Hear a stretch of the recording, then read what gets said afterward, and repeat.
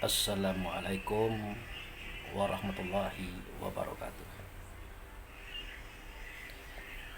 Saudaraku kaum muslimin dan muslimat, saudara sebangsa dan setanah air, dimanapun Anda dan berada. Hari ini adalah hari Ahad ya, tanggal 31 Desember 2023. Nanti malam itu adalah malam pergantian tahun istilah kawan-kawan. Jadi sebagian kita mengatakan tahun 2023 itu sudah berlalu dan tahun 2024 mendatangi kita atau menjelang kita. Ya, itu ada benarnya, karena begitulah realnya, begitulah kenyataannya. Walaupun saya pernah berstatement bahwa hari ini, hari yang kemarin juga, minggu hari ini, minggu yang kemarin juga, bulan hari ini adalah bulan yang kemarin juga, tahun hari ini adalah tahun yang kemarin juga. Bahkan matahari, bulan dan bumi hari ini adalah matahari, bulan dan bumi yang kemarin juga. Jadi yang bergerak dan bergeser itu sebenarnya bukan benda-benda alam itu, tetapi keberadaan diri kita yang bergeser menuju hari-hari akhir kita ataupun hari-hari kematian kita gitu. Dan ya, tidak apa-apalah, itu tidak terlalu prinsip ya, tidak mempengaruhi alam pikir, alam rasa kita. Itu hanya sebuah pemahaman saja yang kita perlu memberikan apresiasi kepada mereka yang sudah memberikan statement-statement terhadap apa itu pengertian tahun baru tadi. Hari ini situasi dan kondisi fisik sedang dalam kondisi harus diistirahatkan lah begitu, karena aktivitas pagi tadi sudah subuh ya, sebenarnya sudah seketika pukul 3 fajar itu kita sudah beraktivitas, ditambah dengan sudah subuh pergi ke masjid untuk berdiskusi dan berdialog. Ternyata saudara saya Profesor Dr. Haji Zulkarnain S tidak hadir, maka saya pulang dalam situasi badan yang sudah mulai dingin memang. Sampai di rumah ya biasalah aktivitas harian, merapikan dan menata rumah, lalu pergi menjenguk salah seorang keluarga yang sudah meninggalkan dunianya. Dari situ saya dan istri pergi ke tempat acara pernikahan, tapi ini sudah resepsinya, kalau pernikahannya sudah. Nah, sore hari ini ya saya duduk dalam situasi tenang dan santai, menikmati rasa yang Allah dan Rasul berikan dalam bentuk badan panas, sudah itu ya tulang pegal-pegal, kemudian apa ya, kalau bahasa kita Bengkulu itu selemo atau ingus itu mener, tapi sekarang sudah agak kurang. Kemudian kepala sedikit agak sakit. Ya, semua itu kan pemberian Allah dan Rasul kepada kita dalam bentuk warna lainnya, dalam bentuk suasana lain. Jadi sakit dan senang itu di hadapan Allah itu tidak berbeda. Senang adalah sesuatu yang menyenangkan, sakit juga sesuatu yang menyenangkan,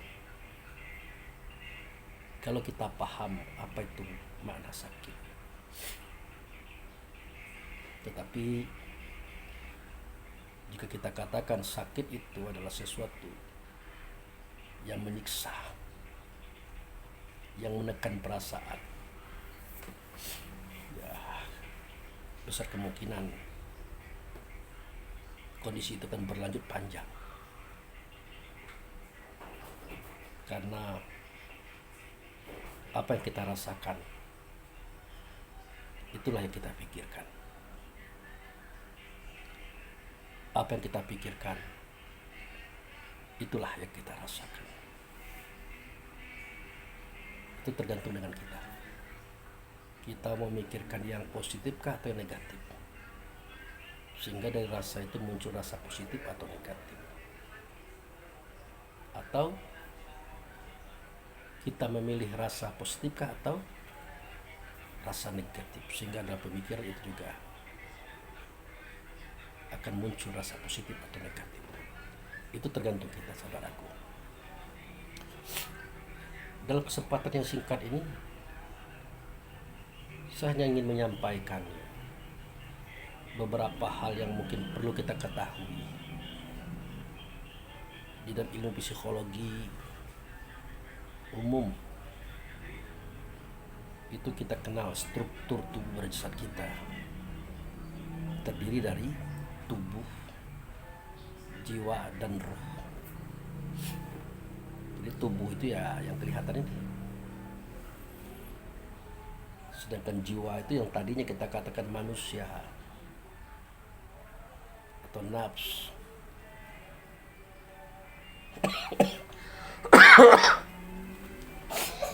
Kalau berbicara MANUSIA itu manusia, itu namanya.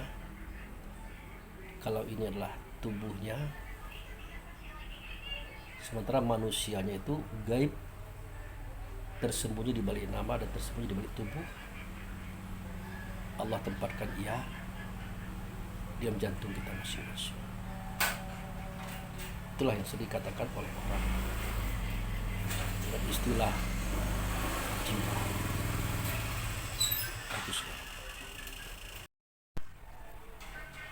Kemudian mari kita masuk kepada komponen yang lain. Kalau tubuh itu di dalamnya ada jiwa, jiwa itu di dalamnya ada roh. Sehingga tubuh itu tidak akan hidup dianya kalau tidak ada jiwa atau nafs atau manusia yang kita katakan tadi. Kalau itu dicabut oleh malaikat maut, maka tubuh ini akan hilang cahayanya. Tubuh ini akan mati dianya. Namun jika tubuh ini di dalamnya ada jiwa atau nafs atau manusia tadi, dia hanya sebatas hidup. Dia hanya sebatas hidup. Nah, ruhlah yang menjadikan jiwa itu seakan-akan mendengar, seakan-akan pandai melihat, pandai mencium, pandai berkata, pandai berpikir, pandai bergerak. Seakan-akan. Tapi itu tidak bisa kita pungkiri. Walaupun ruh itu yang mendengar di telinga, dia melihat di mata, mencium di hidung, berkata di lidah, berpikir di otak, merasa di hati. Keberadaan jiwa sangat besar mempengaruhinya. Maka dalam pelajaran kita itu dikehendaki oleh Allah, ruh ini atau diri kita sebenarnya diri ini seketika dimasukkan ke dalam bumi kecil ini, dia menjadi khalifah, menjadi pemimpin, menjadi pembina terhadap jiwanya yang tadinya pantang kelintasan, tidak bisa melihat orang maju, tidak bisa melihat orang berhasil, tidak bisa melihat orang berkembang dan sukses. Timbul iri dengkinya. Maka dirubah itu oleh ruh, supaya itu menjadi sesuatu pemotivasi atau motivator bagi setiap kita. Kalau orang bisa, kenapa saya tidak? Kalau begitu saya harus belajar dengan orang itu. saya harus tekun mendampingi orang itu supaya saya bisa sama dengan dia, itu minimal. Setidak-tidaknya ada mirip. Makanya dalam hal ini ruh kita sudah berhasil mengarahkan jalur daripada jiwa itu kepada yang positif. Itu salah satu bentuk pembinaan ruh kepada jiwa sehingga dia bermanfaat bagi kita. Kemudian sifat pantang kerendahan, ya, itu pengennya tinggi, pengennya hebat, pengennya suci sendiri, ya. Oleh ruh itu dibina dan dididik serta digembleng supaya dia tinggi dalam artian sebenarnya, besar dalam artian sebenarnya, bukan hanya dalam hal nafsu.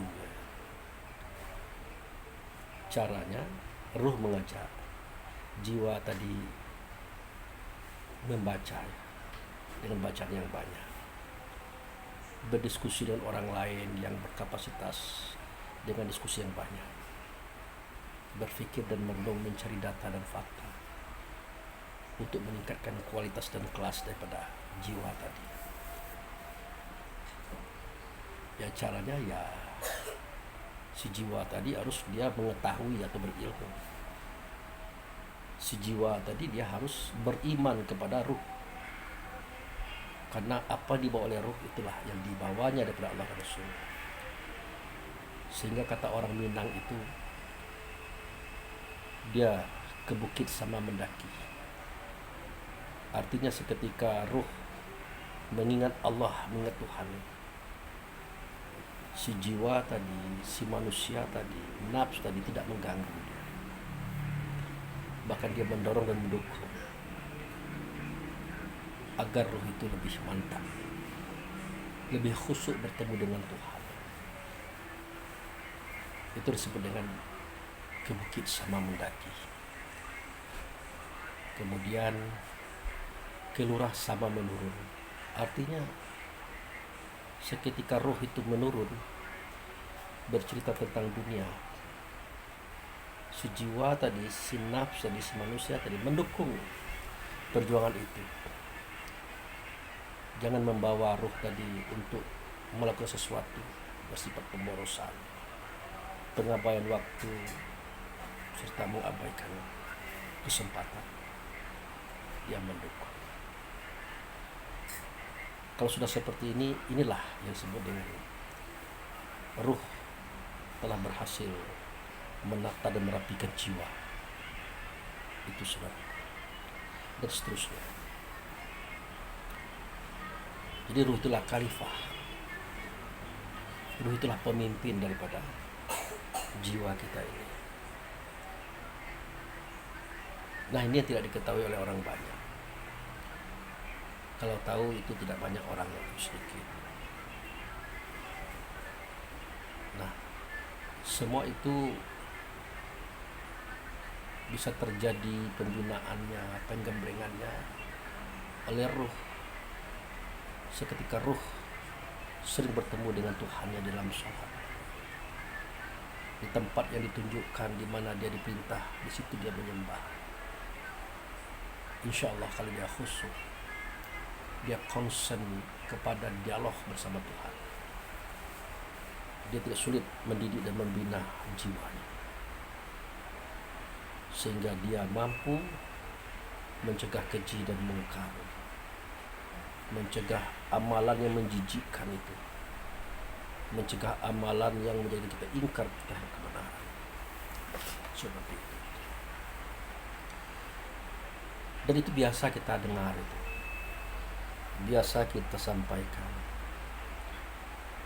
Tetapi yang jarang kita dengar dan jarang kita sampaikan adalah seketika kita mendalami masalah ruh tadi. Kalau tubuh di dalamnya ada jiwa, kalau jiwa di dalamnya ada ruh. Jadi yang kita tahu ada lapis 3. Tapi pernahkah kita berpikir ruh itu juga ada lapisan di dalamnya. Pertama adalah sifat, karena dia adalah turunan Muhammad,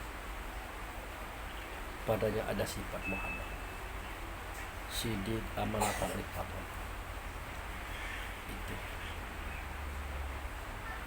Kemudian di dalam sifat itu terdapat zat atau rasa. Inilah diri sejati kita, saudaraku. Kalau selama ini kita katakan diri sejati kita adalah ruh, ternyata bukan ruh. Diri sejati kita, dialah rasa, dialah nikmat, dialah zat.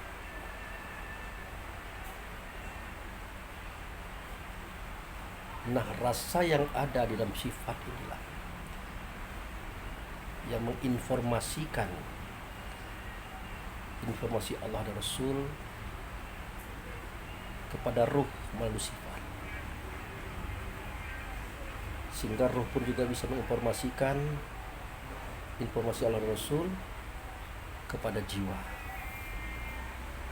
dan tampaklah kegiatan gerakan itu pada tubuh kita. Contoh begini, seketika tubuh kita itu digunakan, dipakai, tiba-tiba energinya habis, bahkan menurun, bahkan nyaris drop. Tubuh tidak mengerti itu, jiwa juga tidak mengerti itu, ruh juga tidak mengerti itu, sifat tidak mengerti itu. Yang mengerti tentang keadaan tubuh yang sudah mulai ngedrop, itulah dia zat atau nikmat atau rasa yang ada pada kita, sehingga rasa itu memberitahukan kepada ruh melalui sifat tadi. Ruh memberitahukan kepada jiwa yang nyata ia pada tubuh, bahwa tubuh itu sudah capek, sudah lelah, dia butuh energi tambahan. Nah, bagaimanakah rasa itu bersuara dan berkata serta menjelaskan keterangan tentang kebutuhan tubuh tadi? Yaitu dengan rasa, yaitu rasa lapar. Rasa lapar. Jadi rasa lapar yang kita rasakan setiap hari itu adalah suara Allah, suara Rasul yang ditangkap oleh rasa diri kita. Kemudian rasa itu menginformasikan kepada ruh melalui sifat, dan ruh menginformasikan kepada jiwa kita. Maka nyatalah actionnya itu pada tubuh dan jasad, nyatalah aksinya itu pada tubuh, badan dan jasad. Makanya kita mengambil piring, mengambil nasi, mengambil gulai, dan makan serta minum. Itulah anugerah Allah yang kita lupakan, saudara. Begitu juga dengan seketika tubuh ini kekurangan cairan, karena dia aktif dan diaktifkan bekerja. Ya, rasa juga yang memberitahu. Sebenarnya rasa itu memberitahu tentang informasi Allah dan Rasul kepada roh, bahwa tubuh itu sudah mulai lemah dan letih, dia kekurangan cairan. Makanya terasa haus. Nah, termasuk seketika kita sudah makan, sudah minum, lontong dimakan, sate dimakan, gado-gado dimakan, semuanya dimakan. Ternyata di dalam lambung kita semuanya sudah diproses, yang mana unsur vitamin, mineral, air, protein dan sebagainya itu sudah diambil dan serap oleh usus 12 jari, sudah dikirim ke darah, sudah dibagi-bagikan kepada sekujur tubuh, sudah menjadi komponen pengganti daripada sel-sel yang sudah rusak, sel-sel yang sudah lemah. Maka ampasnya kan harus dibuang. Bagaimana tubuh bisa tahu ampas itu harus dibuang? Bagaimana jiwa itu tahu kalau ampas itu mau dibuang? Bagaimana ruh itu tahu kalau ampas itu harus dibuang? Bagaimana sifat itu tahu kalau ampas itu harus dibuang? Tidak tahu. Yang tahu hanya Allah dan Rasul. Disampaikan informasi ini kepada rasa tadi. Nah, rasalah menyampaikannya kepada sifat, kepada ruh, kepada jiwa, dan kepada tubuh. Maka terasa sakitlah perut kita. Itulah makanya kita ke kamar mandi. Begitu cara Allah dan Rasul mendidik dan mengajar kita, mengurus kita. Yang pelajaran ini kita abaikan, kita lupakan. Bukan karena kita mengabaikan, tidak. Bukan kita melupakan, tidak. Tetapi kadang-kadang tidak sampai ke situ pemikiran kita. Termasuk situasi hari saya hari ini. Tiba-tiba Allah dan Rasul berkata kepada rasa diri saya. Rasa berkata kepada sifat, sifat berkata kepada ruh. Ruh berkata kepada jiwa, jiwa berkata kepada tubuh. Abu Fikri itu malam ini di-off-kan, di-stopkan dia untuk melaksanakan acara-acara atau aktivitas karena tubuh badan jasadnya udah capek, kepalanya terasa sakit, hidungnya meler, badan panas, tulang pegal-pegal, fisik lemas. Informasi dari Allah Rasul melalui rasa tadi real terasa, saudara, terasa benar ya. Apa yang disampaikan oleh Allah Rasul melalui rasa diri saya tadi itu terasa betul sekarang ini. Makanya ya saya tidak mau menghilangkan waktu, membuang-buang waktu. Dalam situasi santai pun saya ceritakan pengalaman ini ya, demi khazanah kita, demi menambah kekayaan daripada perkembangan akal pikir kita, supaya kita bisa membedah teka-teki dan simbol-simbol Tuhan yang ada pada kitab Quran, yang ada di langit dan di bumi, dan apa yang ada di antara kedua-duanya. Itulah gunanya Allah menurunkan akal terlebih dahulu daripada petunjuk bagi manusia. Berupa kitab Taurat kepada Musa, Zabur kepada Daud, Injil kepada Isa, Quran kepada Rasulullah. Sebelum itu kita terima dan kita ketahui, Allah dahului untuk memberikan kepada kita yang namanya Furqan, sesuatu yang mampu membedakan yang baik dan yang buruk, yang hak dan yang batil, yang patut dan yang tidak patut. Itulah akal. Supaya kita menggunakan akal kita untuk berpikir, mencerna semua simbol-simbol itu, saudara. Nah, sekarang kita masuk kepada pengertian sholat. Selama ini kan kita melihat sholat itu kan berdiri, rukuk, i'tidal, sujud, duduk. Dimulai daripada niat, diakhiri dengan tertib. Kemudian ingatan kita, rasa kita, kesadaran kita dibawa ke Masjidil Haram di kota Mekah, dibawa ke Maqam Ibrahim di dalam kota Mekah, dibawa ke Ka'bah yang juga ada di dalam Masjidil Haram di kota Mekah. Poin terakhir daripada itu adalah kita masuk ke dalam Ka'bah, kosong, tidak ada yang kita lihat, tidak ada yang kita dengar, tidak ada yang kita rasakan, kecuali kosong. Itulah di situ kita berada pada posisi jihad yang 6. Tidak di depan, tidak di belakang, tidak kiri, tidak di kanan, tidak atas, tidak di bawah. Disitulah kita mulai memunculkan energi yang disebut dengan rasa tadi untuk mengingat, rasa tadi untuk sadar. Mengingat dan sadar bertemu dengan siapa? Ya bertemu dengan Allah lah. Ternyata Allah itu adalah zat, dia gaib, tidak mungkin bisa kita dengarkan suaranya, tidak mungkin bisa kita lihat keberadaannya. maka kita cari sifatnya, yaitu Rasul. Rasul juga sudah berakhir dan sudah habis masanya. Saat itu ya, kita cari Nabi atau tubuh pada jasad beliau, sama saja. Akhirnya kita carilah orang yang mendidik kita, membina kita tentang kaji ini, yaitu orang tua kita. Dan beliau pun sudah berpulang, maka beliau pun meninggalkan amanah bagi kita untuk mengikuti khalifah beliau. Di dalam ruangan kosong tadi, hanya khalifah beliau yang kita temukan dalam rasa kita, dalam ingatan kita, di dalam kesadaran kita. Namun itu sudah dikatakan hakikat, padahal itu masih syariat, saudaraku. Kita masih bercerita tentang benda dan sosok, materi dan bentuk serta rupa.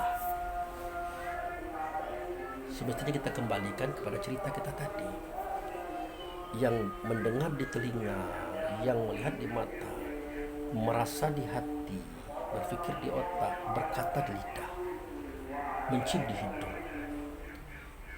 Itu adalah rasa kita, nikmat yang ada pada kita, zat yang ada pada kita. Nah, kalau sudah cerita tentang zat atau nikmat atau rasa tadi, tidak ada huruf, tidak ada kata, tidak ada suara, tidak ada gerak, apalagi sosok, tidak ada. Nah, rasa inilah yang bergerak, berjalan menuju Rasul. Rasul itu dengan Allah. Tentu kalau sudah seperti ini ceritanya, kita tidak cerita benda lagi, tidak bercerita barang lagi, apalagi sosok. Nah, kita bercerita dalam bentuk rasa diri. Benarkah kita sholat? Benarkah kita berhubungan dengan Allah dan Rasul? Kebenaran itu bukan lidah kita ini mengatakan benar, tapi rasa kita tadi.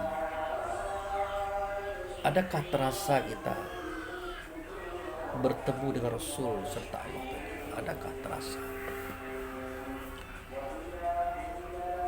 Apa ciri-cirinya Pak Fikri? Ya, kalau kita bertemu dengan Rasul yang padanya juga ada rasa, yang padanya juga ada nikmat atau zat, tentu kita akan terasa dingin, sejuk, tentram dan adem. Terasa, saudaraku, bukan terdengar dan terlihat, terasa adanya. Sama dengan kita merasakan lapar, seketika fisik ini butuh asupan. Sama dengan kita merasakan haus, seketika tubuh ini membutuhkan cairan. Sama dengan kita merasakan mules, seketika makanan atau ampas di perut harus dibuangkan. Jadi real terasa gitu. Makanya kesempurnaan hakikat takbiratul ihram itu menjelaskan kepada kita. Pertama, mi'raj. Mi'raj itu naik martabat. Kalau biasanya saya menjelaskan naik martabat itu ya dari roh, dari insan ke ruh, ruh ke mukmin, mukmin ke nur, begitu. Ceritanya keluar. Kalau sekarang tidak. Makanya mi'raj itu tidak mesti diartikan naik, tapi memasuki rute rasa kita, ingatan kita, kesadaran kita yang ada ianya di dalam sifat yang dia disebut juga dengan rasa tadi. Adakah dia sudah bergerak kepada Nabi, kepada tubuh badan jasadnya Rasul itu? Adakah dia sudah bergerak menuju Rasul itu sendiri dalam ingatan dan rasa serta kesadarannya. Karena dalam Al-Quran itu dikatakan, apa bunyi kalimahnya Allah? Apa bunyi kalimahnya Rasul? Fazkuru ni'mati lati an'amta alaikum. Atau saya ulangi lagi, fazkuru ni'mati lati an'amtu alaikum.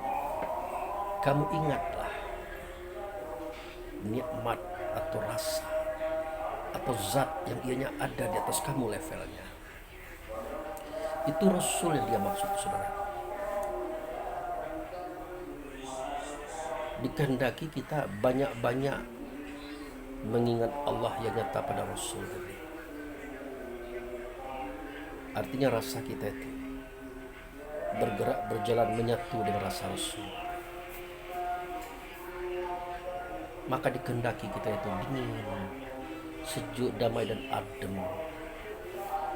Ada rahman kita, ada rahim kita, ada kecintaan kita kepada yang lain. Tidak ada kebencian, tidak ada iri, dengki, hasad, fitnah. Tidak ada. Karena di dalam pertemuan itu kita diajarkan tentang linuri min ayatina. Di tempat itu, pada posisi itu akan kuperlihatkan kepada mereka yang hadir, mereka yang datang, tentang ayat-ayat kami. Ayat itu adalah ruh. Ruh siapa saja, ruh manusia, ruh hewan, ruh tumbuh-tumbuhan, ruh buah-buahan, sayur-sayuran, ruh langit, ruh bumi, ruh gunung, ruh lembah, ruh sungai, ruh laut, ruh danau, semuanya. Asalkan kita tanyakan kepada Allah dan Rasul di momentum itu, dijawab oleh beliau. Makanya kadang-kadang ada saudara kita bertanya kepada saya, Pak Abu Fikri, dari mana dapat data itu? Selama ini kami tidak pernah dengar di kitab Quran, tidak pernah dengar di kitab hadis, dari guru ke guru, dari kaji ke kaji, tidak pernah. Ya saya bilang sebenarnya di kitab Quran ada, di kitab hadis ada. Hanya saja kadang-kadang kita kurang teliti menatap itu. Tapi kalau di tempat itu dijelaskan oleh Allah, dijelaskan oleh Rasul, sehingga teranglah semua persoalan, sehingga kita bisa menyampaikan ceritanya. Karena kita ini tidak boleh menyampaikan cerita kalau bukan pengalaman, kan begitu. Kalau kita hanya mendengar cerita ayahanda kita, orang tua kita, guru kita, kemudian kita bercerita pula, itu masih batal, saudara. Masih belum bisa untuk kita jadikan alasan kita menyampaikan kajian ini kepada siapapun, karena itu tidak kita alami. Hanya kita dengar saja dari orang tua, dari guru, dari pendakwah. Nah, dikehendaki oleh Allah Rasul itu ya kita mengalami itu. Jadi ketika kita sampai kepada Allah dan Rasul di tempat yang sudah dijanjikan, linurihum min ayatina, ya, di tempat itu akan kami perlihatkan ayat-ayat kami kepada mereka yang hadir, mereka yang datang. Itu kelihatan. Makanya enak kita menyampaikan, mudah kita menyampaikan, dan kita bertanggung jawab. Kita tidak bisa digoyang oleh siapapun. Nah, ini juga mestinya dipahami oleh para pembawa, para jamaah. Jangan cepat mengatakan, oh tidak benar itu, orang tua kita tidak pernah memberikan pengajian seperti itu. Benar, tidak pernah menyampaikan kajian seperti itu. Tapi kalau Anda datang ke situ, Anda bertanya, dijawab oleh beliau, sama jawabannya. Bahkan yang mengerikan lagi, sewaktu saya ke Jakarta, adik saya Ustadz Armen, dia ngomong, Pak Abu nanti akan ditanya oleh beberapa jamaah, bagaimana mungkin Pak Abu bisa menjelaskan sesuatu padahal orang tua kita belum menyampaikan gitu. Nah, ya jawab sederhana saja. Apa yang saya sampaikan, apa yang disampaikan oleh orang tua kita, sumbernya satu. yaitu Rasul yang nyata ianya dengan Allah. Ya kalau sumbernya satu, yang membedakan penyampaian itulah cara, metode. Itu saudara. Bukan berarti kita mendahului orang tua kita, tidak. Siapa saja. Nah begitulah sholat tadi. Kita tuh sholat atau tidak itu terasa adanya. Karena yang sholat itu adalah rasa kita, nikmat yang ada pada kita, zat yang ada pada kita. Itulah yang sholat, yang bersuara, yang berkata, yang tegak rukuk, tidak sujud duduk, dimulai pada niat, ditutup dengan tertib tadi.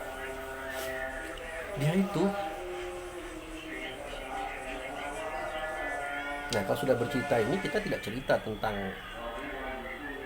yang biasa kita ceritakan, tidak. Jadi ketika kita mi'raj, yang kedua adalah kita ikram, menyatu dan tenggelam di dalam lautan kasih sayangnya Allah. Rasa kita dengan rasa Allah menyatu pada rasa Rasul. Rasul inilah titik tempat pertemuan kita dengan Allah. Itu saudara. Menyatu dia di situ. Maka tenggelamlah dia dalam rasa dan kasih sayangnya serta kecintaan Allah dan Rasul. Dan ini tidak cerita, dia akan mencerminkan watak dan sikap kita dalam kehidupan kita, kepada diri kita sendiri, kepada keluarga, kaum kerabat, masyarakat. Benar-benar kita tidak membenci orang gitu. Nah, bagaimana Abu Fikri dengan orang-orang yang memang berzina, membunuh, merampok, memerangi, merampas? Kita tahu itu pekerjaan syariat yang dilakukan oleh rasanya mereka, rasa yang terjajah oleh hawa nafsu dan setannya, oleh jiwanya, karena sifatnya mereka itu tidak berfungsi. Benar. Maka hukumlah mereka secara hukum negara ataupun secara hukum negara, apa secara hukum agama, hukumlah mereka itu. Kalau dia mencuri, potonglah tangannya. Kalau dia membunuh, bunuhlah dia.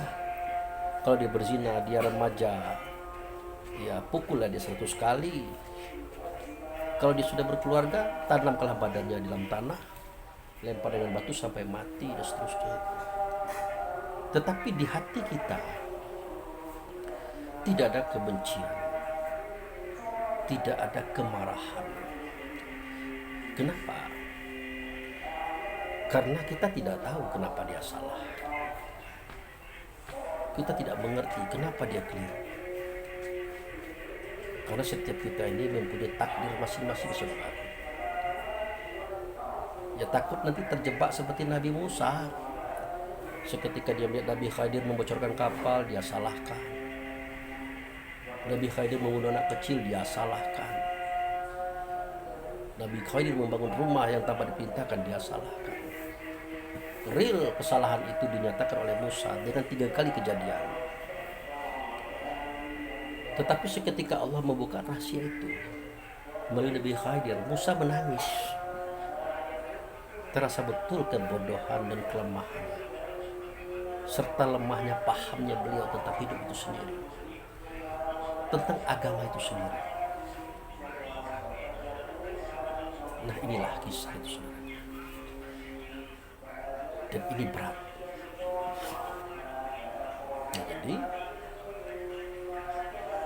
kesempurnaan hakikat takbiratul ihram itu menggambarkan kepada kita. Pertama kali dia mi'raj, kedua kali dia ikram, yang ketiga itu dia tawakal. Dia mempersembahkan, dia memberikan sesuatu kepada Allah dan Rasul dalam situasi seperti itu. Lalu kalau kita balik kepada konsep apa yang dipersembahkan, Rukun 913 misalnya, di situ tidak masuk Rukun 913 itu dengan masuknya salah satu daripada iman Islam tauhid ma'rifat kepada yang 4 anasir yang menimbulkan hawa nafsu dan setan, maka berdirilah Rukun 913. Itu perbuatannya, itu perbuatannya. Yang berbuat siapa? Ya si iman itu yang berbuat. Si iman itu. Tapi tidak mungkin si iman itu mampu menghadapi 4 anasir itu. Maka wajib bagi kita tidak hanya iman, tapi Islam, tauhid, ma'rifat. Tidak bisa salah satu daripada 4 saja, harus 4-4-nya. Baru kita bisa kuat. Begitu saudara. Nah itu rukun sembahyang 13. Jadi ada pekerjaan daripada rukun sembahyang itu 13 tadi ya. Mulai dari niat, tegak berdiri betul, takbiratul ihram, membaca Fatihah, ya, ruku, ikhtiar, sujud, duduk antara 2 sujud, duduk tahiyat, membaca tahiyat, membaca sholawat atas Nabi, kemudian salam pertama, kemudian tertib. Itu perbuatannya, pekerjaannya. Yang melakukan itu adalah yang salah satu tadi yang masuk pada 4 anasir itu, didukung oleh yang lain. Islam, tauhid, ma'rifat. Bukan cerita tapi pemahaman yang terasa ianya pada diri kita.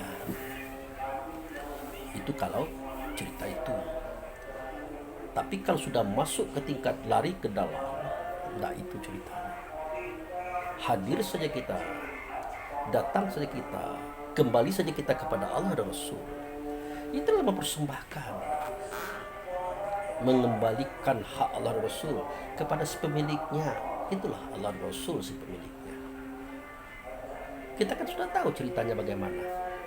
Di era yang pertama Allah itu dikatakan orang satu. Tidak. Allah itu tidak satu. Kalau satu kan meminta 2, meminta 3, meminta 4. Tetapi Allah itu Esa. Apa itu Esa? Esa itu satu, di dalamnya ada 4. Seketika dia ingin dikenal, dia jadikan makhluk. Caranya dia membangkitkan sifatnya. Sifatnya Allah itu kita kenal dengan Hamid, Ahmad, dan Muhammad. Nah sebatas itu ya baru Allah dan Rasul saja, belum yang lain kan. Maka daripada Muhammad dijadikan 4 pasal. Mulai daripada bumi diberkati, aras di bumi, surga neraka, dan mukmin. Untuk apa? Untuk mereka ini menyaksikan keberadaan Allah dan Rasul. Menyatakan keberadaan Allah dan Rasul itu memang ada. Seketika itu kita belum bertumbuh, belum berjasad, belum di dunia ini. Nah supaya pernyataan itu, persaksian itu real adanya, makanya kita diberi tubuh badan jasad yang disebut dengan if'al ini, perbuatan. Nah waktu itu seperti itu. Allah, Rasul, Asma atau mukmin, kemudian if'al. Tapi setelah sholat dimulai, berjalan kepadanya dimulai, maka itu dikembalikan. If'al dikembalikan ianya pada asma. Asma dikembalikan kepada sifat. Sifat dikembalikan kepada zat. Itulah keesaan Allah. Keesaan Allah itu nyata pada Muhammad, hakikat pada kita Muhammad itu saudara. Jadi di dunia saja cara kita kembali ya seperti itu. Apalagi nanti pecah langit, pecah bumi, hancur semuanya. Ya kembalinya seperti itu. Itulah sholat. Itulah berhubungan. Itulah menyatunya rasa diri kita kepada Rasul. Ya, rasa diri kita kepada Allah, pada Rasul. Nah, kalau sudah seperti itu, kita hadir saja di situ. Kita datang kepadanya di situ. Itulah berarti kita sudah bertawakal. Kita menyerahkan diri. Kita mengembalikan hak kepada yang punya hak. Itulah dia, inna lillahi wa inna ilaihi raji'un. Nah kalau sudah di sana apa terjadi? Tidak ada suara, tidak ada kata, tidak ada bahasa. Yang ada adalah munajat, berbisik-bisik. Berbisik itu ada ya ya. Berbisik itu artinya terkata ada, tersebut tidak, tapi terasa ianya. Nah ini kalau kita bawa ke dalam kehidupan nyata seperti hari ini, tidak perlu kita bersuara berkata kepada Allah dan Rasul tentang kepentingan dunia kita. Tidak perlu. Karena dia sangat tahu apa yang kita rasakan. Uang sudah habis, beras sudah habis. Haruskah kita menengadahkan tangan berkata, ya Allah, beras sudah habis, uang sudah habis? Janganlah. Bukan dia tidak mengerti, bukan dia tidak merasakan apa yang kita rasakan. Makanya maaf betul, kalau sudah masuk kita ke tingkat ini, tidak ada suara, tidak ada kata, tidak ada laporan kepada Allah Rasul tentang kepentingan kita. Jadi jangan dihinakan Allah dan Rasul itu seakan-akan dia tidak tahu kepentingan kita. Jangan begitulah. Makanya berdoa itu dalam kajian yang sifatnya mendalam ini itu tidak ada. Yang ada cuma munajat. Lalu bagaimana Pak Abu Fikri, orang-orang yang berdoa di masjid-masjid, di rumah-rumah? Ya boleh saja, silakan. Karena kapasitas itu kan tidak sama. Yakinlah bahwa keyakinan inilah yang menjadikan segala sesuatu yang kita pikirkan, yang kita rasakan menjadi nyata, saudara. Itu. Makanya dikatakan oleh Allah, wasta'inu bis-sabri was-shalah, innaha lakabirah ilal khashi'in. Meminta tolonglah kamu kepada Allah. Dengan siapa? Dengan sabar. Sabar itu adalah nama Allah. Wujudnya siapa? Muhammad. Beliau adalah sifat. Di mana? Di dalam prosesing sholat, di dalam prosesing berhubungan. Sholat yang bagaimana? Sebenarnya sholat yang seperti kita ceritakan hari ini, bukan sholat yang kita ceritakan pertama tadi. Bukan pula berarti itu salah, tidak. Namanya kapasitas dan kelas itu kan tidak sama. Nah itu. Dan itu berat. Jangankan mempraktekannya, mendengar ceramah ini aja susah kita memahami, saudara. Itu. Hanya orang yang khusyuk yang bisa melakukan itu. Oleh karena saudara kita itu dia profesor, dia doktor, dia magister, dia sarjana, maka khusyuk itu dia cari di buku-buku itu. Pengertian khusyuk banyak. Padahal khusyuk itu ya cukup disambung saja ayat tadi. Allazina yazzununa mulaqi rabbihim wa annahum ilaihi raji'un. Orang yang bersangka dengan keyakinannya terhadap Allah Rasul. Orang yang bersangka dengan keyakinannya terhadap Allah Rasul. Apa yang kita sangkakan? Itulah yang kita dapat, saudara. Karena Allah dan Rasul pernah bersabda, Anna inda zuni abdi bi, in zona khairu fa khairu, in zona syarru fa syarru. Aku hanya mengikuti persangkaan hamba. Kalau dia bersangka baik, dia akan dapat baik. Dia bersangka buruk, dia akan dapat buruk. Apa yang kita persangkakan itulah yang akan kita terima, saudara. Betapa tidak pentingnya pengetahuan ini, biar persangkaan kita itu benar, lurus kepada Allah dan Rasul. Tidak mungkin Allah dan Rasul itu berkhianat kepada kita. Untuk apa? Kita saja yang hambanya ini, kalau ada anak kita, ponakan kita, karyawan kita sudah mulai letih, sudah mulai lesu dia, kita tahu kalau dia itu tidak punya makanan, kita kasih makan.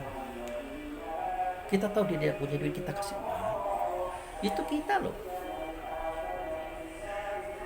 Kenapa? Karena dia bekerja dengan kita. Maka Allah dan Rasul berkehendak kepada kita ini supaya kita mengabdi kepadanya, bekerja kepadanya, biar gaji itu oke. Artinya kita menyembah kepadanya. Menyembah itu artinya menyuarakan suara Allah dan Rasul, mengatakan kata Allah dan Rasul, memperbuat perbuatan Allah dan Rasul yang ada dalam semesta ini. Biar nyata Allah dan Rasul itu melalui rasa kita, melalui sifat kita, melalui ruh kita, melalui jiwa kita, dan melalui fisik kita. Sehingga teranglah keberadaan Allah dan Rasul itu pada kita, saudara. Begitu. Nah, jadi oleh karena itu, pengertian menyembah tadi, yaitu tadi menyuarakan, mengatakan, memperbuat perbuatan Allah Rasul. Rinciannya itu tadi yang pernah saya sampaikan, melaksanakan semua perintahnya, menjauhi semua larangannya, mencontoh perbuatannya, pergi kalau disuruhnya, diam kalau dari ilmu dan dia.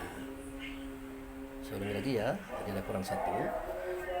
Melaksanakan semua perintahnya, menjauhi semua larangannya, mencontoh semua perbuatannya, pergi kalau disuruhnya, datang kalau dipanggilnya, diam kalau ada ilmu daripada dia. Dan kita ini benar-benar jadi corongnya Allah Rasul. Begitu saja. Hidup ini tidak akan bergeser dari ketentuan daripada apa yang Allah Rasul nyatakan. Bahkan hidup adalah bentuk wujud daripada kodrat di iradat Allah Rasul. Kodrat itu arti kekuasaan, iradat itu kehendak. Kehidupan ini adalah bentuk wujud daripada kodrat dari iradat Allah Rasul. Kan kita lihat ada hitam, ada putih, ada benar, ada salah, ada baik, ada buruk. Semua itu adalah wujudnya daripada kehendak dia, wujud daripada kekuasaannya. Tidak usah kita persoalkan. Kita cari hikmah yang ada di balik semua itu. Inilah pengabdian itu, saudara. Maka kita berharap kita mampu mendalami kaji ini dengan baik dan benar, supaya dia bermanfaat kepada diri kita, keluarga kita, kaum kerabat kita.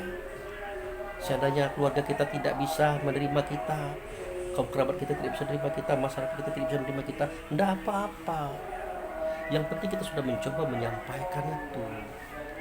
Karena kita kan merasakan betapa sulitnya kita memiliki pengetahuan seperti ini, betapa tidak mudah untuk memahami sesuatu yang seperti ini. Maka kita maklumi itu. Yang penting yang perlu kita ingat adalah bagaimana caranya kita jangan melaksanakan apa yang Allah perintah, maksudnya melaksanakan apa yang Allah larang. Itu yang jangan kita buat. Itu kan menodai diri kita, saudara. Kita benci sama orang, iri sama orang, dengki sama orang. Nah, kita berkeinginan menghancurkan orang, tidak boleh.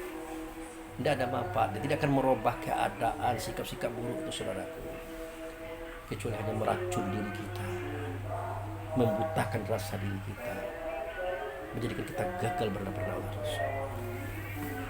Jadi kalau kita bercerita tentang hidup dan mati, sekarang kita sudah hidup dan sekarang kita sudah mati. Bercerita tentang hari kiamat, kita sudah kiamat. Kiamat itu artinya berdiri. Apa yang berdiri? Pendirian kita, bukan kita, pendirian kita. Kepada siapa? Kepada selamat. Apa itu selamat? Selamat itu Islam. Apa itu Islam? Titah daripada Allah, sifat pada Muhammad, wajib pada kita sifat. Maka saya katakan sifat itu sudah ada, tidak usah ditiru lagi, kita tumbuhkan saja, kita kembangkan saja. Kau tidak bersifat sifat Muhammad, suara kita, kata kita, perbuatan kita tidak akan membawa kita kepada kebaikan, saudara. Tidak akan membawa kita kepada keselamatan. Bawaan itu ingin merusak orang, menghancurkan orang. Padahal kita bernama Islam. Kita menyatakan diri kita Muslim. Makanya seketika kita berada dalam tubuh, badan jasad, terpari di hati, nah kita terkubur namanya itu. Ditanyalah oleh Mungkar dan Nangkir, siapa Mungkar dan Nangkir? Mungkar dan Nangkir itu petugas Allah dan Rasul.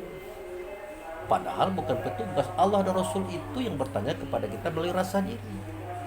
Seketika kita benci saudara kita, seketika kita iri kepada saudara kita, dengki kepada mereka, ditanya oleh Allah dan Rasul melalui rasa diri kita, Marubuka, siapa Tuhan kamu? Siapa Rasul yang datang kepada kamu? Apa pendirian kamu? Apa kitab kamu? Siapa saudara kamu? Ini kita jawab, saudaraku adalah muslimin dan muslimat, mukminin dan mukminat. Loh, kalau itu saudara kamu, kenapa kamu benci dia? Kenapa kamu iri sama dia? Bahkan kamu menjadikan dia itu kalau bisa celaka gitu. Disinilah pertanyaan itu, saudara. Karena kita terkubur dalam tubuh badan jasad, terkubur di hati, terkubur dalam rasa. Karena sebentar lagi mau azan maghrib. Itu saja dulu